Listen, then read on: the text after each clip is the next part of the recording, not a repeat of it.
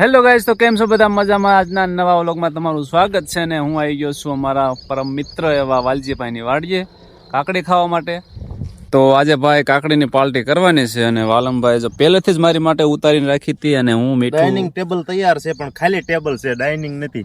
હા, ટેબલમાં જો કાકડીના શીરા કરીને મૂકી છે, મીઠું મરચું નાખવાનું છે અને પછી ભાઈ મજા લેવાની છે કાકડીની. ખાવી હોય તો આવી જાયજો, બરોબર? તો આવું છે વાતાવરણ ચારે બાજુ. વાડીની મજા જ કંઈક અલગ હોય છે. આજે પાણી વાળવાનો વારો હે ભાઈ. વાલજીભાઈ પાણી વાળે છે ને હું આજે નવરો છું એટલે હારે આવ્યો છું. આવો બધા મોજ કરવા. તો આવી લીલીસમ વાડી હોય એટલે કેવી મજા આવે, ચારે બાજુ ઠંડુ વાતાવરણ હોય.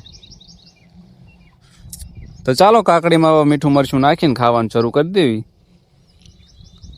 હેલો ગાઈસ, તો આજે તો ભાઈ જો મીઠું મરચું આમાં નાખવાનું છે. પહેલાં નાખી દેવી આપણે મીઠું,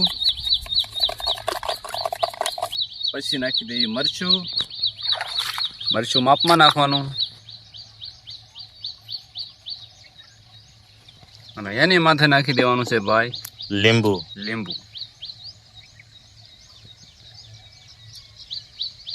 અને પછી આની જે મજા હે, હા મોઢામાં પાણી આવવા માંડ્યું છે મિત્રો. તમને પણ લાગે છે થોડીક ખટાશ ચડી ગઈ એવું લાગે છે. આને થોડુંક આમ ઘસી નાખવાનું ચારે બાજુ. પછી આમાં જે લાલ રંગ થાય ને, હા મજા આવી ગઈ. તો આ છે વાડીની મોજ.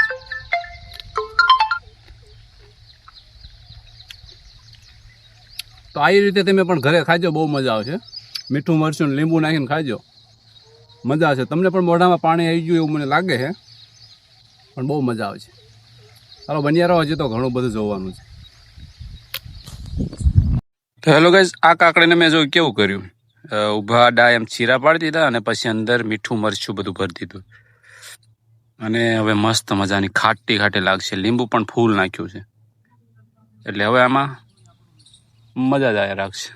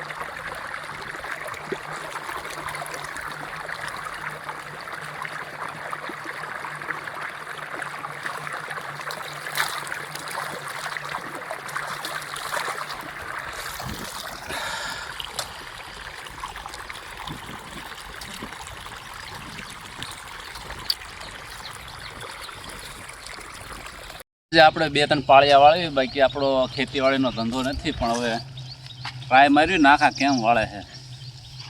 32 વર્ષની ઉંમરમાં કોઈ નાખું વાળ્યું નથી, હજી પણ વાર છે ને. તો કેવો લાગુ હું ખેડૂત હોય તો? ખેડૂત હોય ને તો મસ્ત લાગી, પણ બધાને ખબર પડી જ જાય કે નથી ખેડૂત, કારણ કે તે ખંભે તો ઊંધો પાવડો રાખ્યો હતો. એવું? હા હા, એક પેલા વાળ નાખું પછી પાછું વાળ નાખું, પહોંચ્યું જ નથી. અમારા વાલજીભાઈ પેલા અમને શીખવાડ્યું હતું કેમ હોય.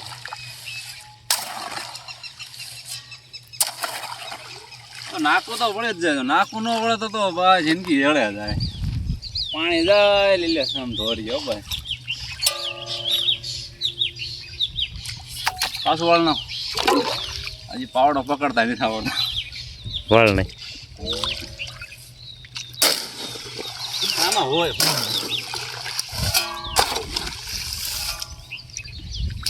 કેદુનું પાણી કહેતો હતો, લે પાણી. આમ આઘેર કાંટો મારતો હું એટલે પાણી પહોંચ્યું.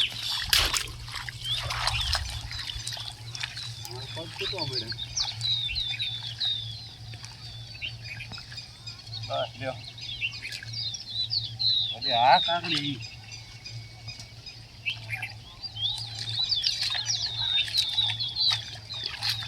આમાં આલુ. હા, કાકડી આવી ગઈ મસ્ત.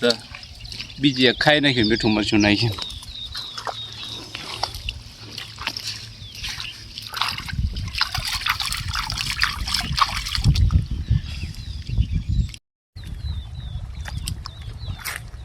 તો આપણને લાગતું હોય કે ખેતીવાડી બહુ આસાન વસ્તુ છે, પણ આસાન નથી, બહુ અઘરી કામ વસ્તુ છે. આમાં તનતોડ મહેનત જોઈ છે. અને તમે જો આમાં કેટલો ખર્ચો કર્યો હતો ખેડૂતે. અને આ શેનો છોડ કહેવાય? આ ગુવારના છોડવા રહે ને એમાં કુક્કડ આવી ગઈ છે, જેમાં જો તમે આખા છોડવા જો ને આમાં ક્યાંય તમને શીંગું જ નહીં દેખાય. પણ નકરા છોડવા શું કરવાના? આમાં ક્યાંય શીંગું છે? તો આવી હાલત છે ભાઈ ખેડૂતોની. આમાં તમે જો ક્યાંય શીંગું છે જ નહીં. તો કેટલો બધો ખર્ચો કર્યો હતો, તેમ છતાં આ પોઝિશન છે. આમાં કુક્કડ કે એવું કંઈક આવી ગયું એટલે આ છોડવા બધા બળી ગયા. પાછળ બધા જો ઉંબળી હોતર નાખ્યા છે. અને આ બધો વચ્ચે જે સાહ વાયા ને બધા ઉંબળી જ નાખવાના છે. એટલે આમાં કાંઈ વધવાનું નથી. ખેડૂતોને મોટી ખોટ પણ જાતી હોય છે. તો ખેતીવાડી અઘરી છે, પણ જેને ખેતીવાડી કરતા હોય એને ખબર હોય કે ખેતીવાડી કેટલી અઘરી છે. તો ચાલો, આ તો ભાઈ ખેડૂતની વાતો છે હવે. પણ આજ માટે બસ આટલું જ તે. ફરી મળશું નવા વિડીયોમાં. ત્યાં સુધી બાય બાય. કેવો લાગ્યો મારો વિડીયો એ જરૂરથી જણાવજો ને લાઇક, કોમેન્ટ અને શેર કરવાનું ના ભૂલતા મિત્રો. તમારી એક લાઇક મને બહુ જ મોટિવેશન કરે છે.